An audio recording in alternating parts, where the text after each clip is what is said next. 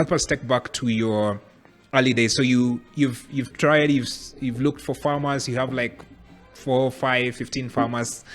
What is the scenery like? You go into Paddy Arms and you tell them, hey, I need a space to host farmers. So take us into like the initial stages. Okay. Yeah. So when I committed, it was a commitment, it was a dedication and, devoting into this thing, and I saw it many, many years ahead, but then that was not the reality, at that present time. The market was operating in different ways. So there was situations where, 1, you needed farmers, 2, you needed space. You don't own the space. So I remember, we did a market for about 2 years at a Talisman restaurant. But then during June, July, they would always go for renovation. So everything was closed. And then we had to find a home during the months. But there's a story also in the foundation of the market at that point. One of the things is Talisman, of course, they're getting the shout out, like this high-end restaurant and all that. So you drive in from the main gate, you take your right is the market area, you take to your left, there's parking and the restaurant. Every Saturday, packed, full, but no one would come to the market area to buy. And you just walk to the restaurant, it's packed, it's full. But, then the question was always like, why is it that people are not buying into this? It's something that was really troubling me. And I remember there's a day I had 21 farmers there and only 6 shoppers came. And I remember the market by then used to operate between 9 to 1. I just remember seeing farmers, loading their produce back and going home, and that was very devastating for me. And I remember going back home, driving back home. That was probably one of the longest drives back home. And I kept asking myself, this is something beautiful. Why are people not? And I think that day and the days that followed were also going to be very defining. There were 2 things, either to drop the whole thing or to go fully in. And I think I decided I wanted to go fully in. So at that point is where now I started paying a lot of attention on social media. I started doing aggressive farm visits. I started doing farmers profile. I started going to the farmers and talking to the farmers directly and putting the word out, and doing videos at the market, and now fully committed into the social space and whatever other opportunity I had to talk about organic and, openly talking about my condition and what food has done to me. And that I started seeing changes, But now the movement of Talisman to Marula Lane Paddy Arms during the months, and the lady called Jules, she was also very instrumental in this because what she did, she gave us the home. And she said, you can put up the market here, And now we said we're not going to go back to the previous host. And now permanently we set up a market there.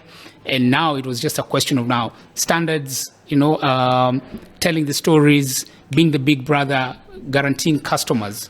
Not 100% guaranteeing, but saying, hey, there's big brother here who checks.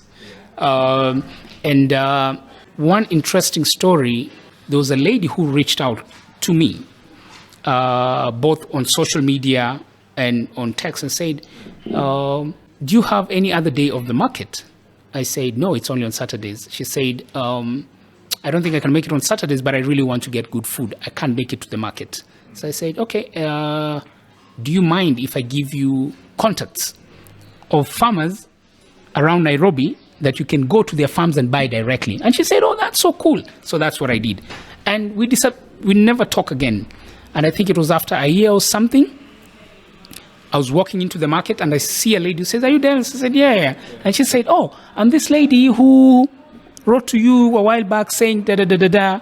And I said, oh, but what are you doing here? You said you can't make it. She said, oh, I'm an SDA. But I decided to come just to see the market. And I said, and then she said, that time I was writing to you, I was out of the country in a hospital bed. So she was in India undergoing breast cancer treatment, and the doctor recommended and said, when you go back home, do you think you can find good food, organic? So she went online to Google, and she found, and she wanted to know, and she said, guess what, between then and now, I was buying from these farmers, I've been, and can I tell you, I'm cancer-free. You know, now it gave me a more reason to do what I have to do, you know, and looking at my case as well, and many other cases, you know, I've had people that have had, like, you know, throat cancer, you know, revealing later. But of course, the whole process has its own challenges. You know, you'll always find farmers that are cheating because they want to make more money. You know, they ran out of something. They will go to open markets and buy because they don't want to lose that business. So if you are not very strict, you know, you will be lying to people. You know, it hasn't been easy. Even during that time, I got threats. People sued me, you know, I'm denying them an economic activity, you know, and for me, it was a situation. There are other markets where you can take your product, but for this particular market, we're very, very keen with the story and the reality and the trust. And I kept at it, kept telling stories, kept doing farm visits, kept give farmer profiles, sharing contacts, and, you know, they kept doing that. I would tell you, it's only with the strictness. There's a year I only got 2 farmers. Yes, with the strictness, there's a year I got maximum 6, because it's not even about just the certification. It's about the truthfulness. You know, certification is a piece of paper. It's a piece of paper. When you're out of the farm, what is the farmer doing? Do you know what they're doing? You do not know. You know. If I give you organic, non-organic, I put them together, unless you're very smart, you can't tell, you know. You can't tell this was organically produced versus not organically produced, you know. So you cannot rely on that. I think there has to be a deeper belief and professionalism in the whole process, you know.